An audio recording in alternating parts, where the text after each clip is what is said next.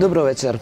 Го следите отвореното студио на 1 телевизија. Јас сум Јадранка Костова, а мој гостин во овој дел е господинот Петар Гошев, поранешен гувернер на Народната банка на Македонија, поранешен министер за финансии и пратеник претходно, и она што е интересно е председател на СКМ во тоа време, денешен Социјалдемократски сојуз, но тогаш се викаше СКМ, партија за демократска преобразба. Значи, како председател на СКМ тогаш беше човекот кој на некој начин ја воведе Македонија во плурализмот. Добро вечер, Гоше. Добро вечер. Мојата идеја за овој тајминг, за овој отворен појас беше да ги анализираме и достигнувањата на оваа влада. Дефектите во системот што ги креираше и создаде владата на Никола Груевски беа повод за граѓаните да излезат на улица, да се случи шарената револуција. Прашањето е сега колку за овие безмалку 2 години од владата на Заев се отстранети овие дефекти. И вие бевте дел од време на време од протестите на шарената револуција, сме се гледале, бевте и жесток критичар на таа власт. Кога ќе ја подвлечете линијата сега, задоволни сте од постигнатото? Шарената револуција беше нешто прекрасно што и се случи на Македонија. После долг молк, после манифестација на замор, од долгата, неуспешна, мачна транзиција, луѓето рекоа уморни сме да бидеме уморни. Излегоа на улица и ние знаеме што бараа луѓето врз основа на доживувањата од не само од тие 11 години, туку Така е, од самостојноста до денес. Од самостојноста до денес, со кулминација на најнегативното во оние 11-12 години од владењето на ВМРО ДПМНЕ на чело на пребеганиот поранешен лидер. Луѓето не беа задоволни, се сеќават, имаше многу говори, од неправдата. Бараа правда. Нема правда, нема мир. Беше Главната парола нема правда, нема мир. Бараа поголема еднаквост. Нема повеќе толеранција од неподносливата нееднаквост која што се случува во Македонија. Не само како граѓани пред законот, туку вкупната правна, социјална, политичка нееднаквост на граѓаните која што ја произведуваше системот. Луѓето бараа компетентни институции. Бараа департизирана администрација. Бараа независно судство. И од сето ова што бараа, разбира, бараат побрзо да се решаваат проблемите со кои што се чуваат секој ден. Бараат здравство. Подобро. Бараат подобро образование. Во штрайковите учествуваа студенти, наставниците, професори. Сите генерации учествуваа. И пред некој ден случајно пролистав и го најдов моето излагање од моето прво интервју после изборот за председател на ЦК СКМ. Сега ми дадовте идеја со прашањето, бидејќи го поврзавте тој период. Тоа која година беше? Тоа е 1989-та.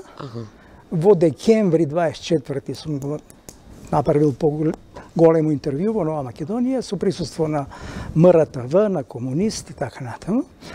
И редакцијскиот наслов е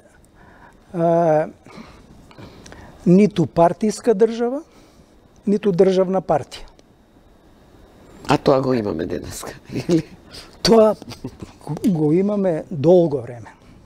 Партиската држава, бидејќи ние тоаш сакавме со реформите да се ослободиме од партиската држава. Држава на граѓанин поставен во системот кој ги ужива сите политички, економски, социјални права, кој што е доведен да биде во еднаква позиција во рамките на системот. Но господине Гошев, вие имавте шанса да формирате влада, ви беше сега веќе вака, го вративме малку филмот, па ајде по тој ред. Да не избегаме од прашањето. Али добро, може. Само блиц.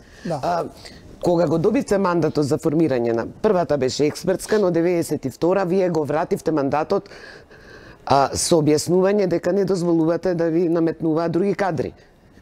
И понатаму сите коалиции, партиите си одредуваа кои се министри, премиерот само ги прифаќаше луѓето што ќе му ги делегираше партијата. Во тој период Македонија беше во сложена ситуација.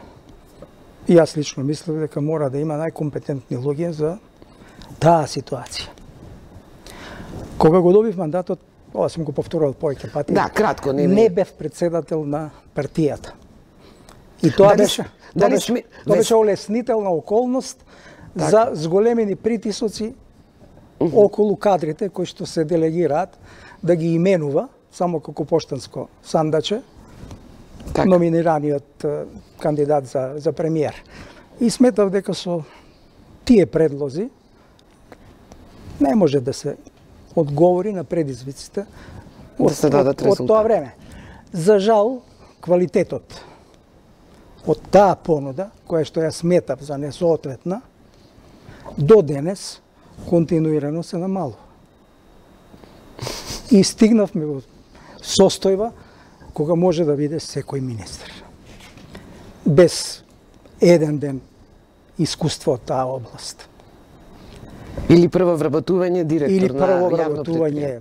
Па прво вработување имавме ние и премиери во Република Македонија. Така што не се случајни проблемите. Критериумите се спуштија до дното. Се повеќе и повеќе. До дното. И сега тоа може да се дискутира. Така, да се вратиме нели на актуелни сега состојби. Но говоревме ние што бараше шарената револуција. Сега можеме да забележиме дека процесот на евроинтеграција е деблокиран, но тој договор од Преспа, кој нели дел од опозицијата го смета за капитулантски, предавнички, дека е уништува нацијата, јазикот, идентитетот и се, од друга страна ги добива сите пофалби од европскиве центри, а и од дел од граѓанството. Кој е вашиот став сега? Добро, јас се изјаснив во врска со тој договор. Македонија немаше избор во врска со ова прашање. Тоа требаше да се проголта, бидејќи стратешката цел е таму. Не треба да експериментираме понатаму со безбедносните ризици и дека нема друга подобра опција за Република Македонија, имајќи ги предвид слабостите внатрешни кои што ги има, регионалните безбедносни проблеми и чувствителности на целиот регион и во крајна линија целокупниот контекст на меѓународни односи во овој период. Така што тие кнедли непријатни за народот, тие понижувања кои што на Република Македонија и се правеа цело време, едноставно на крајот се доведовме во ситуација можеби да бидат поголеми, погорчливи од оние што може, ако ние внатре во Република Македонија работевме подобро од тоа што работевме. Ако не покажувавме толку слабости.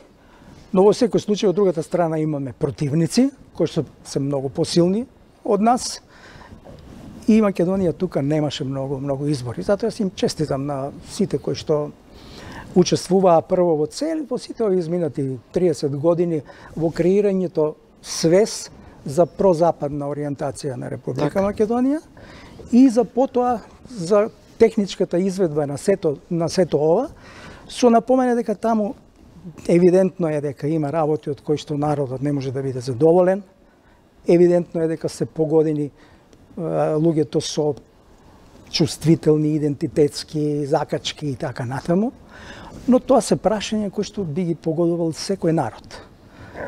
Ние тука во врска со тоа прашање треба да видиме колку е можно помалку емотивни, а не можеме да бидеме неемотивни дефинитивно, зашто нема народ што не реагира на такви прашања, кога и самиве овие поздравувачи на тој договор, медијатори, учесници би поставиле хипотетички некое такво прашање во нивните држави, тие виделе со што би се соочиле самите, кои посегнале по такви промени или проблематизирања на културолошки и идентитетски прашања. Бидејќи тука се работи, не се работи за географија, за метеорологија, за природни појави, се работи за култура, за чувство се работи, за самодоживување, за идентитет и така натаму. Така че добро е тоа што се заврши и добро е што од сега натаму или уште малку барем ќе немаат актуелните гарнитури изговор, алиби зошто внатрешните прашања талкаат на такво ниво на какво што се пратаме. Што смета дека е најголема слабост? Каде најмалку или ништо не е сторено, бидејќи владата има 20 кусур министри таму, и да се занимавале неколкумина со овој сегмент, што рековме, преговорите со Грција и слично, другите ресори не биле, министри не биле спречени да Дефинитивно таа приказка, ние се бавме со меѓународни прашања, не држи, затоа што има премиерот нормално ќе се бави со речиси со сите прашања.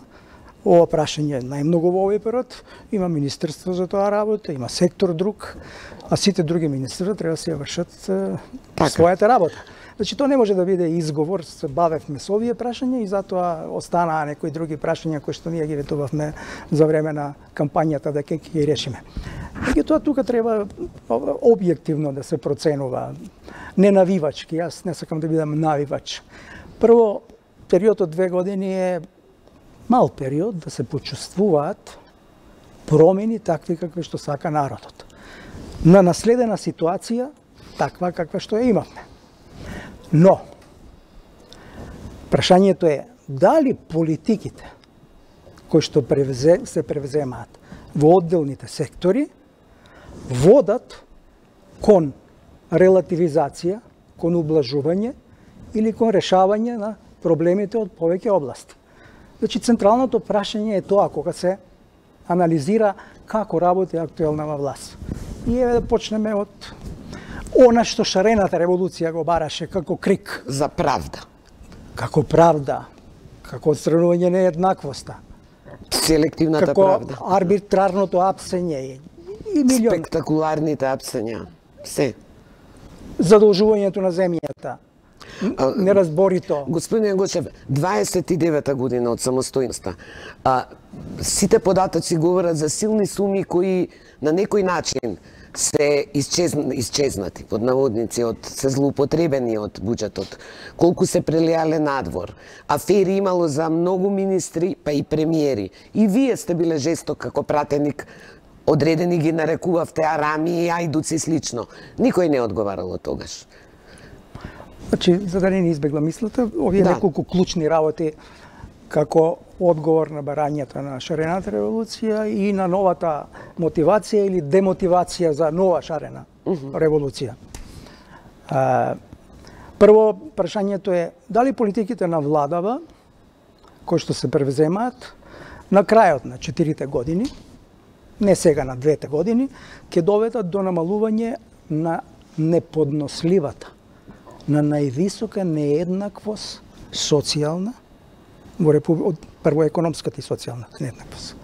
Дали на крајот на мандатот ќе доведат до стеснување на разликите?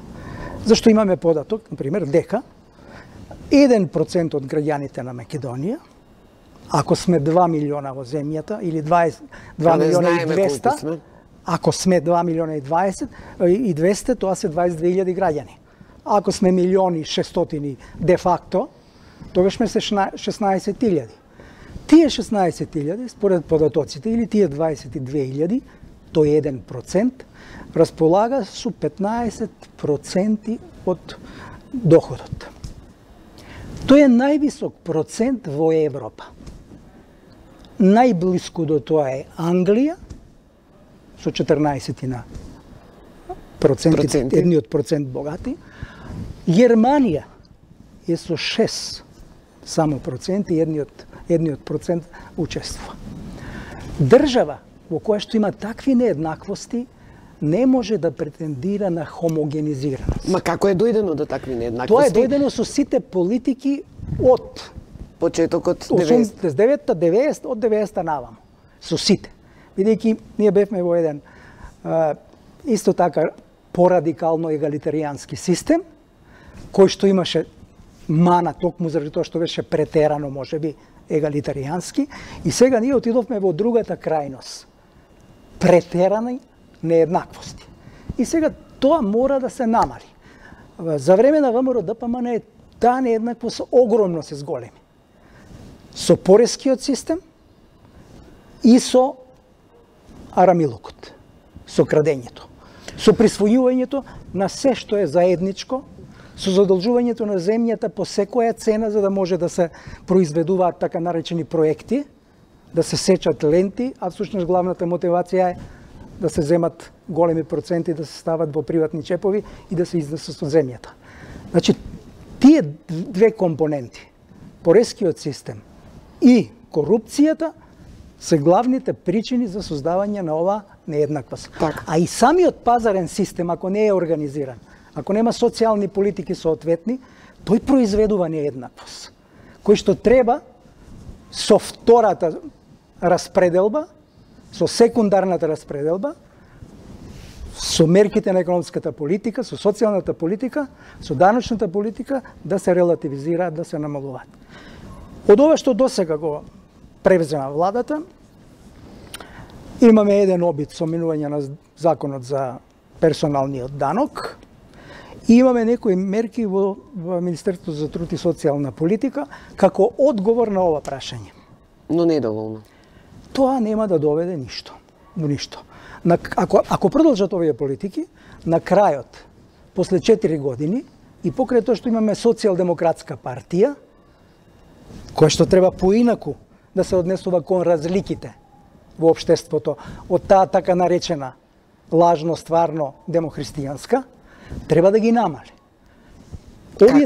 Овие трендови не може да се намалат. Што предлагате вие плюс? Па мораше да има порадикални мерки околу порескиот систем. Во кој правец порадикални? Мора да платат повеќе богатите. Тоа е дефинитивно. Ова, сега што го направи владата, е во правецот кој што треба. Но тие јадат ќотек за малку. Нема, бидејќи постојано имате противници за секоја мерка. И интересите се различни. Тие што плаќаат не сакат да плаќаат. Има што не плаќаат, па државата не ги зафатила и така натаму. Значи тоа е едно прашање кај што мора да има многу посериозни корекции на системот. Луѓето не бегаат од државата само затоа што имаат ниски примања. Да, и заради тоа. Луѓето бегаат од државата затоа чувствуваат дека се навредливи тие нееднаквости кои што постојат во земјата. Кои што потоа од економски нееднаквости социјални се претвораат во политички нееднаквости, до различна проводност во системот, неспособност да се користат образовни услуги, квалитетни, неспособност да се користат здравствени услуги. Да, но главен клуч за да некој напредува е партиската книжка. Особено што имам печаток дека 90% од луѓево тежнеа да се вработат на државна сметка. Значи тоа е едното прашање околу нееднаквост. Другото прашање, Желената револуција велеше дека администрацијата е тотално партизирана. Да. Се вработуваат луѓе некомпетентни, тие не можат да испорачаат услуги на граѓаните квалитетни, ги трошат парите на граѓаните што се собираат тешко од даноците што ги плаќаат граѓаните, бидејќи секој граѓанин плаќа. Секој производ што ќе го купите во самопослуга има 18% данок на додадена вредност. И сите учествуваат во полнењето на државната каса. Значи, граѓаните не се задоволни од услугите на администрацијата. И сега е прашањето, поминаа 2 години. Дали квалитетот на услуги кои што ги испорачува државната администрација се подобрија во овие 2 години? Дали има тенденција да се подобруваат или јавашлукот продолжува, неквалитетното извршување на услуги продолжува, на места на кои што треба да има компетентни лица се поставуваат некомпетентни или компетентни лица и мислам дека можете со било која анкета, во било која општина, местна заедница, на било кој ниво, да го добиете одговорот и на ова прашање. Луѓето се нервозни. Има тромоз на администрацијата, не чувствуваат подобрување во услугите. Услугите нема да се подобрат на граѓаните ако вие, например, во една влада од толку министри имате можеби само неколку. Еве, некој ќе мисли дека претерам, според мојата перцепција, како ги слушам, како што ги наблюдувам, 3, 4 до 5 максимум што владеат со вокабуларот на проблематиката за која што се одговорни. Не би ги именувале кои се? Нема потреба. Да не говорам за концепцијските разбирања за тоа во кој правец како треба да се движи една влада. Колку луѓе во таа влада имаат социјално-демократски чип? Бидејќи тоа е социјал-демократска партија. Таа треба да испорачува поинакви политики од една десно ориентирана популистичка партија која што направи многу штета. Конкретно прашање, еве. Постоја анализи за Министерството за земјоделие и субвенциите во земјоделието. Дека иако се фрлија силни милиони, стотици милиони субвенции, увозот на земјоделски производи е зголемен, тука е намален источниот фонд. Дали треба промени? Вака за пример го земам. Преку секторот на земјоделието се истурија многу пари во функција на купување на гласови. Мислите дека оваа влада не ги укинува од истите причини? Кога едно право ќе го произведете, јас мислам го произведоа на погрешен начин, затоа што начинот на доделување субвенциите не произведе да се намали јазот на увозот и извозот на храна во Република Македонија, да се намали дефицитот во платниот биланс преку секторот земјоделско-прехранбени производи. Не придонесе. Сега, политички е исклучително проблематично, тешко, затоа треба многу храброст да се донесат спротивни одлуки од тоа. Но јас не мислам да се укинат. Треба радикална реформа за зголемување на продуктивноста на вложените пари. Има некои напори од владата, од ова Министерство за земјоделие. Се откриваат афери каде биле делени пари, каде се злоупотребували и така натаму. Меѓутоа, таму се потребни многу поригорозни политики. Така, сакам да преминеме на неодговорноста. Следното прашање беше, сакаме правда која што ја испорачува судскиот систем.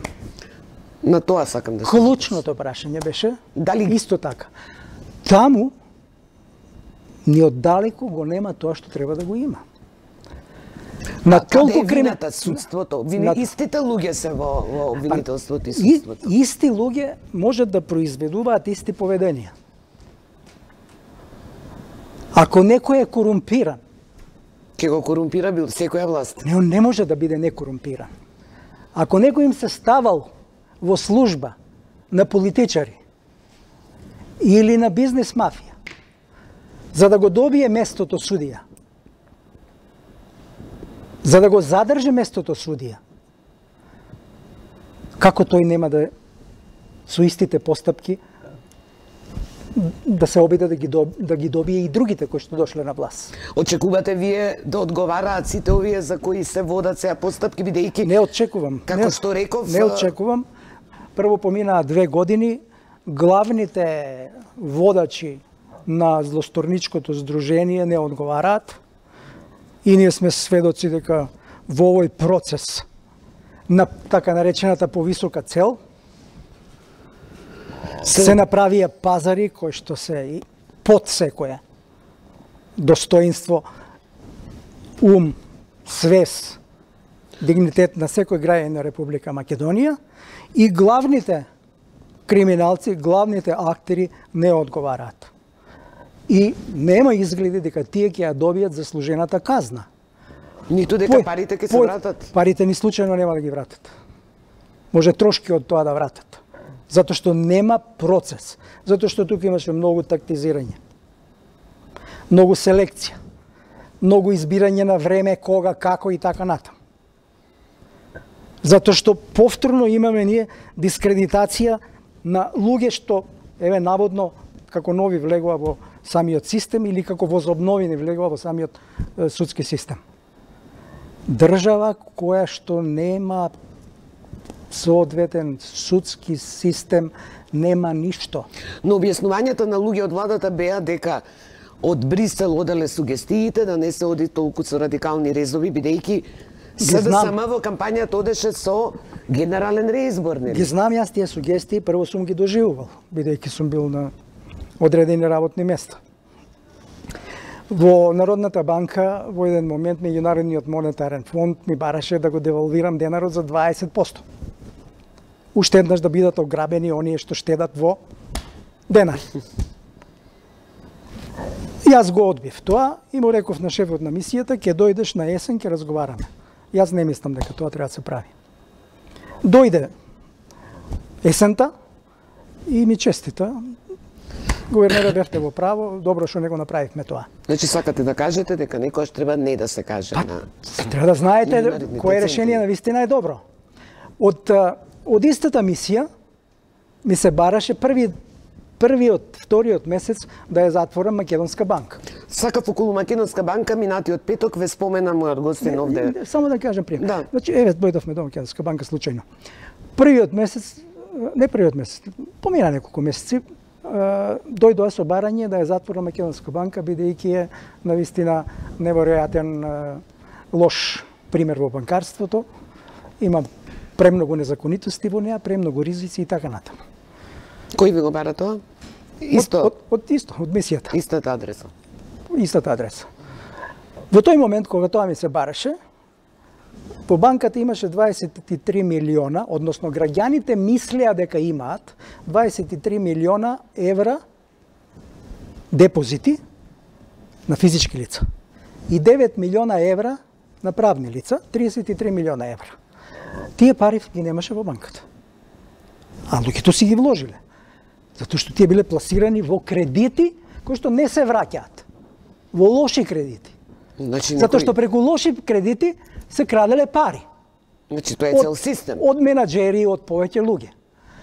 Фондот за осигурување на депозити немаше толку ни половина од тие пари, а ниту законски, нели до 10.000 евра прво можеше, па после уште 9.000 се зголеми да можеш да им вратиш на луѓе ако банкротира некоја банка. И тука, ако го ја затворев тогаш Македонска банка, ќе имаше илјадници луѓе редица кои што ќе плачаја за своите пари. Но потоа донесовте одлука за ликвидација. После 2 години. За овие 2 години што се промени? Затоа што газдата од сите страни го притиснавме. Газдата кој? Мими? Балканскиот Хоштаплер. За да вложи, да продаде имот, да вложи кеш пари во банката, 15 милиона евра го натеравме да ги стави во банката, но потоа со ригорозна контрола да не ги одлее повторно преку кредити. И повторно имаше обид, бидејќи имавте емисија претходно тоа, да ја изигра Народна банка, земајки кредит 12 милиона од руска банка Евроаксис, се викаше таа банка, формирана за време на хоштаплерајот на Слободан Милошевиќ, преку она, како се викаше жената позната од Србија. Да. А за тие 12 милиона ги вложил акциите од фирмата Јака Радош, која што е всушност гарант за капиталот на банката. Па нови перипетии околу тоа да го средиме и тоа прашање и така натаму со девизни прекршоци, но на крајот успеавме да го исконтролираме, да му собереме многу кеш пари и да има на сметката повеќе пари отколку што има побарување на граѓаните. Но никој не одговараше за тие криминали што се поврзани со Македонска банка. Па тие покрена акција против мене, па ме клеветеа нешто таму, па имаше некои обиди, се зборуваше интерпелација да ви поднесат, ама не би ништо. Не се решија. јас им пратив 600 страни материјал на пратениците во тој состав, не решија да го постават на дневен ред, иако знам дека газдата подмити 4-5 пратеници за да подпишуваат за интерпелација и заедно со газдата на Ајден телевизија. Колкава била цената на пратениците во тоа време? Зависи од случај. Зависи од случај. И заедно со газдата од Ајден телевизија, кој што ми бараше, пак кога дојдов министер, некој наводен долг направен кон него од Груевски кога бил министер, а всушност немаше никаква документација, покрена хајка против мене. Меѓутоа, јас кога сум на функција, ја трпам критиката јавна, кој што има нека повини, нека докаже. Така. Дел од оние спорувавме, нели, шарена револуција, желбата за промени и слично. Но кога се формираше владата, многумина од тие што шетаа по улиците, по социјалните мрежи, ширеа разочарување затоа што тие оделе по улиците, а не добиле вработување и слично. Тоа е природно, треба да го разбереме тоа. Луѓето... Дали без демократизација на партиите можни се промени во државата? Прво на прво, во систем во кој што немате избор, немате каде да се вработите. Слаб приватен сектор. Единствено државата е најголем. Ма Душев, тоа и во еднопартискиот систем толку не тежнеа на државна сметка да работат. Затоа што во еднопартискиот систем имаше економија која што се одржуваше прво и заради еланот, почетните успеси на системот, а потоа се одржуваше малку и со малку повеќе со мускулите на државата. Фиктивно се одржуваа многу фирми и се одржуваше лажна вработеност или имаше прикриена невработеност во системот и беше полесно да се најде во тој период работа. После распадот на економијата се затворија многу компании, стапката на раст на економијата беше многу слаба целиот овој период и луѓето немаат таму можност да најдат решение, плюс многу се намалија правата на работниците, работното законодавство. Времето ни минува да се задржиме на актуелниве состојби. За да има одговорна власт, потребно е да има и силна опозиција. После смената во ВМРО ДПМНЕ, сега начело е нели Христијан Мицковски, како ви изгледа опозицијската ВМРО ДПМНЕ? Дали е прочистена од нели сите оние белези што ја карактеризира кога беше Груевски лидер? Јас дополнително се чувствувам неубаво кога гледам дека не се превземаат од оваа власт оние потези што треба да се превземат. Затоа што се шири незадоволството на луѓето кон актуелната гарнитура која што туку дојде на власт 2 години. Не е голем период тоа. И може да се случи ако не се ресетираат брзо, да ги вратат на власт ваквите кои што се уште криминално јадро во државата, кои што секој ден држат дрско, безобразно конференции за печат, на кои што зборуваат за прашања кои што они до вчера ги правеа, ниту се извинија, ниту ги сменија многу луѓе од тие што се таму. Седат во зграда која што е на криминален начин стекната. И тие зборуваат за заробена држава, тие зборуваат за хунта зборуваат и така натаму. И замислите сега да се случи тоа јадро криминално, бидејќи никој од тие нема кредибилитет. И некои од тие што не учествувале директно во власта. Зошто немаат? Затоа што на Конгресот во Куманово, тој ми беше последниот конгрес на Груевски, кога го реизбраа. Тој конгрес се одржа после објавувањето пред Дивонаселје, но после објавувањето на снимките, на така наречените незаконски стекнати снимки, кога можеше и најголемиот глупак во земјава и врапците и глувците да разберат на вистина што правило тоа створничко здружение. На тој конгрес тие луѓе кои што се наоѓаат и денес во раководството на ВМРО-ДПМН, начело со Мицковски, на тајно гласање гласаа 500-0 за нивниот најголем арамбаш. Гошев, како да го објасниме тоа? Како може партија во Република Македонија да се нарекува демократска? Партија која што се декларира дека е против корупцијата и така натаму. Која што е за правна држава и така натаму. Која што ниту еден скандал најочигледен во својата партија не е спремна да го осуди. И да се ослободи од тие луѓе. Сите нивни реакции се дека е ова политички прогон, политички монтирани процес. Тоа важи за сите партии, генерално. Да, добро, за но ова, сега говориме. За оваа најмногу. За оваа што сака да се врати на власт. Значи, не може да се поправи состојбата воопшто. Дали сметате дека Груевски се уште има влијание и владе со партијата? Не верувам дека има тој веќе. Зошто тогаш не верувам дека има тој влијание. Зошто тогаш еве ова ново старо или какво раководство, бидејќи не зборам само за Мицковски, таму има и луѓе кои сите се тие од иста матрица. Во земјава не е најголем проблем системот.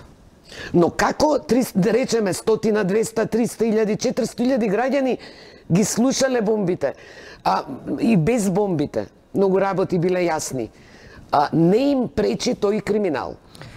Тоа значи другата страна, другите сили не допреле до граѓаните на вистински начин тоа што им е зацементирано во синапсите како рамка да се пробие со факти.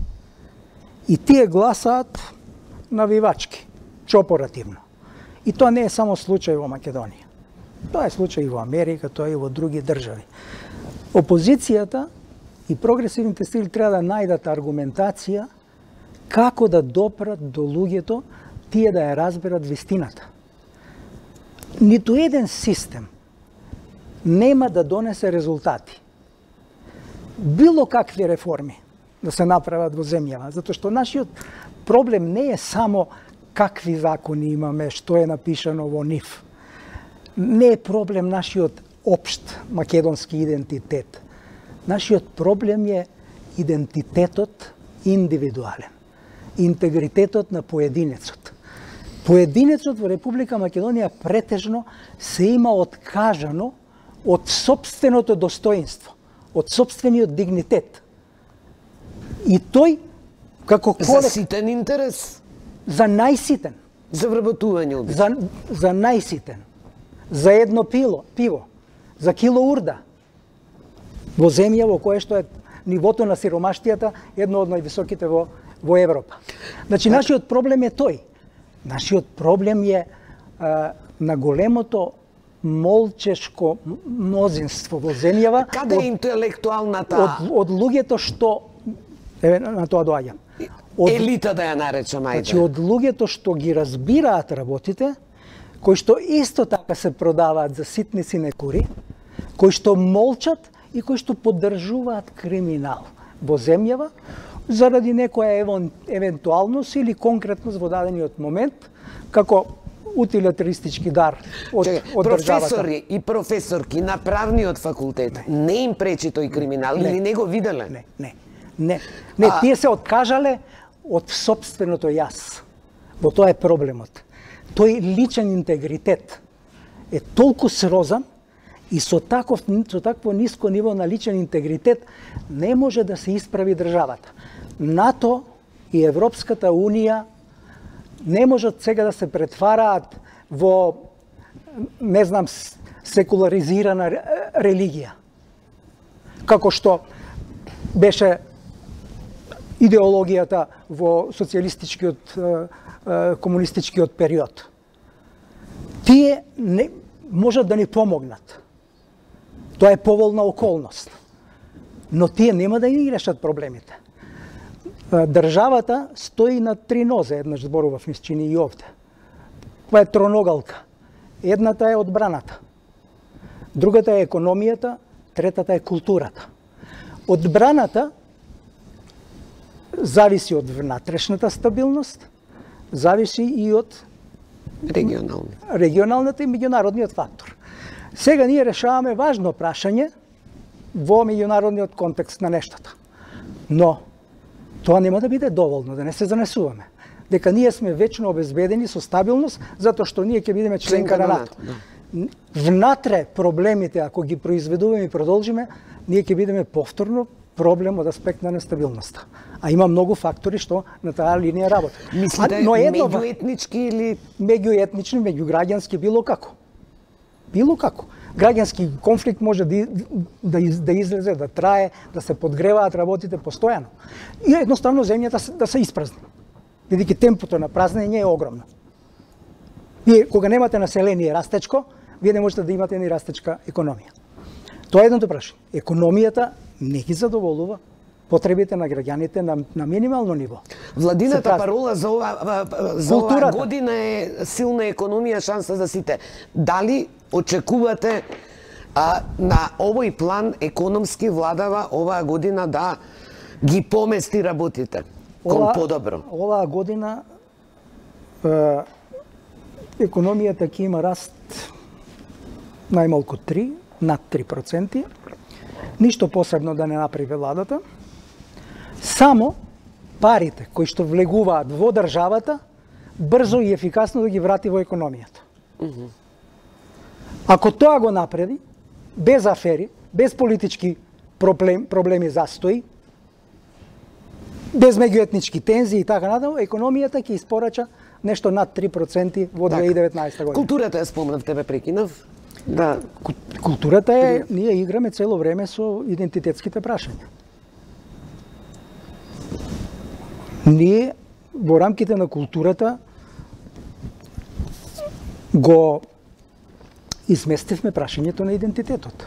И ние потрошевме огромна енергија заради будалетинки, заради манипулатори, врска со прашањето кој сме, шо сме. Наместо да работиме, ние дискутираме толку време кој сме. Кои биле нашите прадедовци. Па, тоа е таква дрскост, таква безобразност. Такво ставање пожар во телото на граѓаните. Но Груевски успеа од словенски во антички, онака, без многу помпа, нели, луѓето си го прифатија тоа. Па не е само Груевски. Говорејќи да него не е само Груевски. Смениме идентитетот. За жал учествуваа луѓе од таа така наречена интелигенција што ја спомнавте. Каква е одговорноста во овие 29 години? Огромна. Може би и лидерите, политичарите ќе беа поодговорни, да имавме похрабри, апсолутно. Со интегритет. Историчари, интелектуалци, сите требаше да проговорат за тие прашања. Не може земјава да излезе од криза, ако јас можам денес да набројам повеќе новинари, 5 или 10 или 15, кои што 20 и кусур години, 7, 8, 9, вложуваат личен интегритет, прифаќаат ризици, со сите неизвестности во сферата на новинарството, шиканирани од газди, тужени од власт, закани со ќотек, со не знам... Со сите етикети на непријателски предавници. Отколку што можам да набројам универзитетски професори и академици на таа линија на која што тие новинари можам да ги набројам. Значи, не може. Тоа е поразително. Не може земјата да излезе од криза. Не може тие да се однесуваат, ние не сме од овде. Нас тоа не засека, јас не сум се определил за политика. Па ако човекот не е социјално суштество, ако не е политичко суштество, тогаш нека си најде некое место како Робинзон Крусо сам, како некои диви животни некаде во планината, и нека не учествува во креирањето на животот во општеството. Тие не можат со тоа да си ја измијат сопствената совест и сопствената неактивност. А да не говорам за трговци со разни синегури. Последното прашање. Председателските избори денеска се закажаа, нели? Го имавме Георги Иванов 2 мандата, председател со најдолг мандат, нели 10 години. Ете и тој беше професор, нели не беше член нешто на ВМРО ДПМН. Како би го оцениле Кусто, но што очекувате повеќе да се случи на изборите председателски? И дали се потребни парламентарни предвремени? Со Георги е јасна. Вие сте и од ист крај. Да. Валандовскиот, Да, така да речем. за жал. Со Георги е тажна приказката, цела, комплетно. Во парламентот влегле многу пратеници почетници. На крајот, на почетокот, едвам склопувале по 4-5 пристојни реченици. На крајот на мандатот можете да ги видите дека се извежбани говорници. Со нашиот професор председател, каков беше на почетокот, така и на 10-годишниот мандат, плюс, имајќи предвид дека тој е професор, тој предава секој ден предавал со години на универзитетот. Кога ќе ги слушнете речениците кои што ги изговара, мислата која што го потребува, ставот кој што го завзема, сето тоа беше тажно цело време ова да се гледа. Предходните председатели беа партиски членови на партија, па знаеа да влезат во несогласување со партијата. Не е проблем, ќе бидат партиски, бидејќи политиката... Но може да имате став дека... Не треба да бидат независни тие. Не реков. Но не се случи ниту еднаш да има разидување со ставовите на владата на Груевски. Не, има разидување. Сите речиси има разидување. За Иванов зборува. А за Иванов не се случи, се разбира. Затоа што беше целиот комплетно под контрола. Он знае дека тоа место не го заслужува, му го дадоа како дар и тој се обиде да биде верен слуга на оние што му го дадоа тој дар. Каков председател ни е потребен на државата и можно ли е да се дојде до таква личност? Ваша прогноза за изборите? Потребен е председател со знаење, со искуство. Во политиката? Генерално. Вкупно знаење. Кој што го разбира општеството. Го разбира општеството. Ги разбира социјалните процеси. Не мора да е експерт, не знам, од некоја посебна област, но го разбира општеството, има доволно образование. Потребен е човек со интегритет. Потребен е човек што ќе знае да се обрати на нацијата во секое време да влие во насока во која што треба да влие. Гледате таков меѓу имињата што се вртат? Има такви кандидати, се разбира.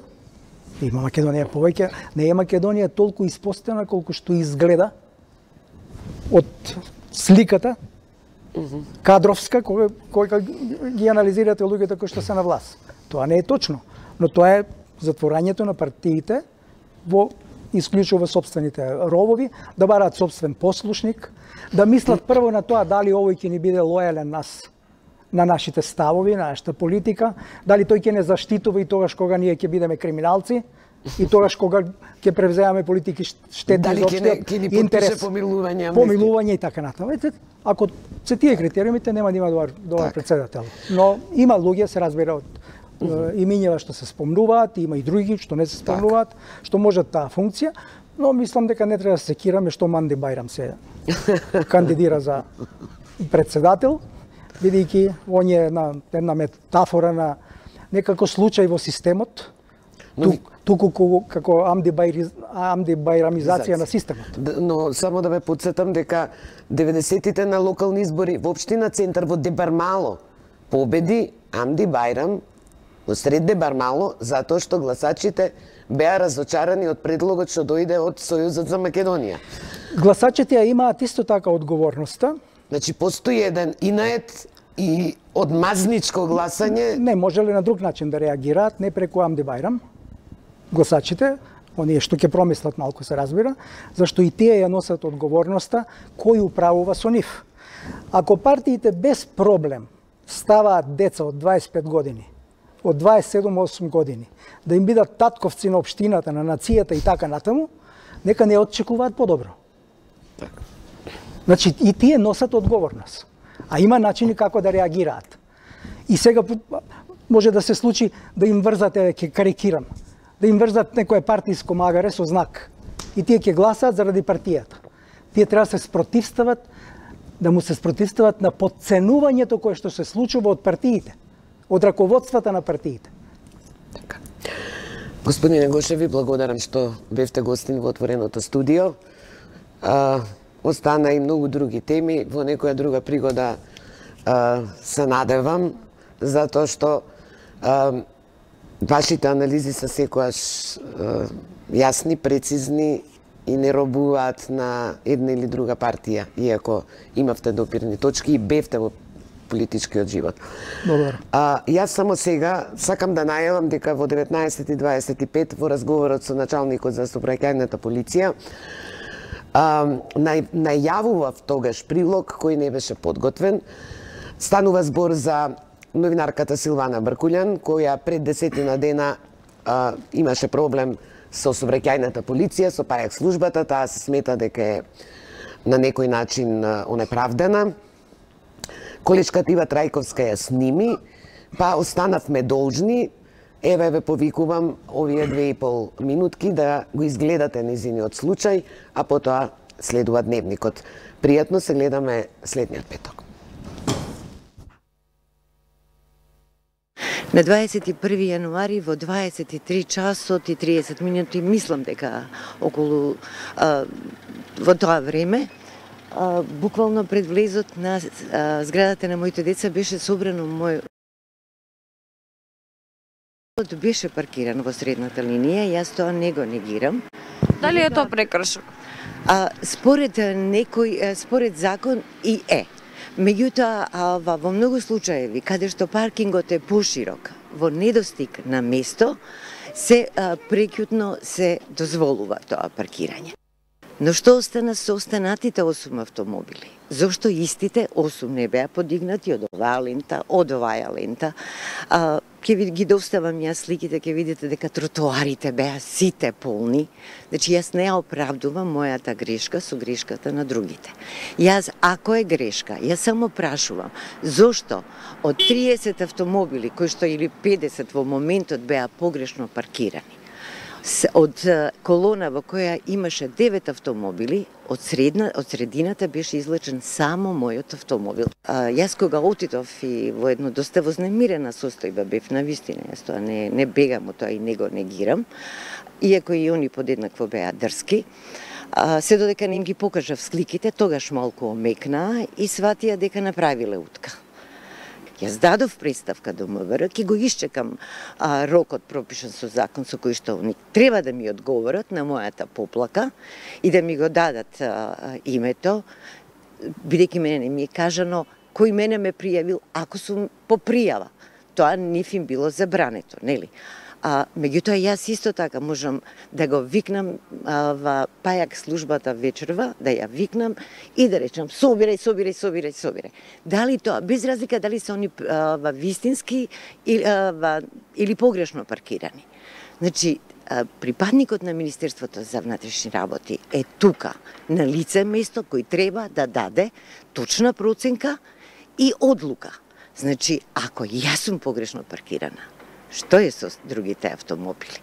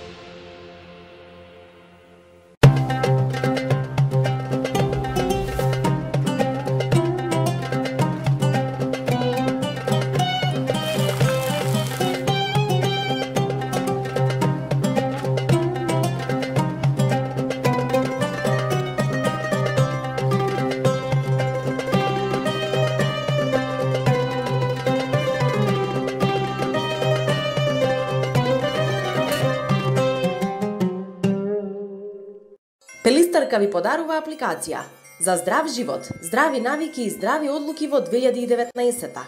Календар со спортски настани